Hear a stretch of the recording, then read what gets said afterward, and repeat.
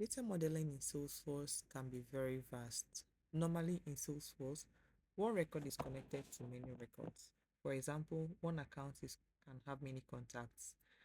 That is what we call one-to-many relationship. But what if one contact is required to have so many accounts? Let me explain. One student can enroll in many courses and one course can have many students. Now both sides needs multiple connection. That's where many to many relationship comes in. Salesforce doesn't allow you to directly create a many to many relationship. So instead we create something called a junction object. So let's head over to our schema builder from the back end and select the object which we are going to be creating this junction object for. I'm going to be creating a junction object between the enablement code object and a project object. Let's assume that this org is being owned by a real estate company and they have enablement code, which are the codes that have been generated for clients that have subscribed to their services. And then we have the project, which is the project object, which is the object that holds the project detail of what the actual work this client has requested for. Now, one enablement code can have so many projects, and one project can have so many enablement codes. So let's create an object here called project details so that it can hold both records or information for enablement code and then the project. I'm going to call this object project detail. So we just, from your settings icon, you can come over to the back end, go to home and find your schema builder. Clear all the existing objects on the Canva and then select the object you want, which is where I have gotten to, and then I created a new object called project detail. Now I want to create the master detail relationship. Remember, when creating a master detail relationship, you are going to be creating this relationship on the child object. So I have dragged from the element the master detail relationship onto the child, which is the project detail. Now it's going to ask you for the name which you want to give to this field inside the project detail.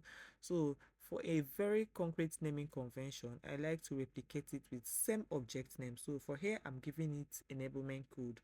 It's going to ask you to populate few fields, and then I want to allow the child record to be reparented in case of future projects and when we maybe want to deactivate or follow a new route in connecting or having another relationship with a different object entirely. So I'm going to save onto this record. So this connection shows that this is a master and this is the child. The child is looking into the master.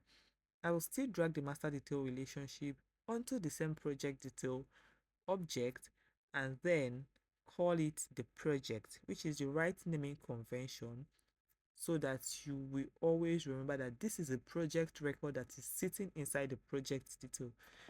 So I'm going to select the project, give it the name project, and allow for child record to also be reparented.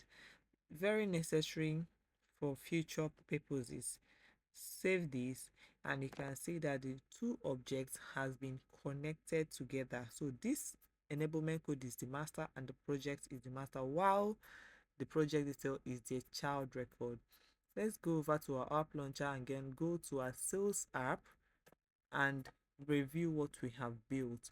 You find out that on your project detail, you will see both objects existing. So when you want to create a project detail, you must have an enablement code record that you are creating this project detail for, and then you must have a project that you are creating this project detail for. You can also always select an existing record, or you can create a new one. It doesn't matter. So let's save.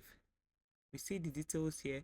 Go over to the related. We can't find the parent on the related list, or we can go over to the project and find the project detail on the related list, which shows that it is its child record.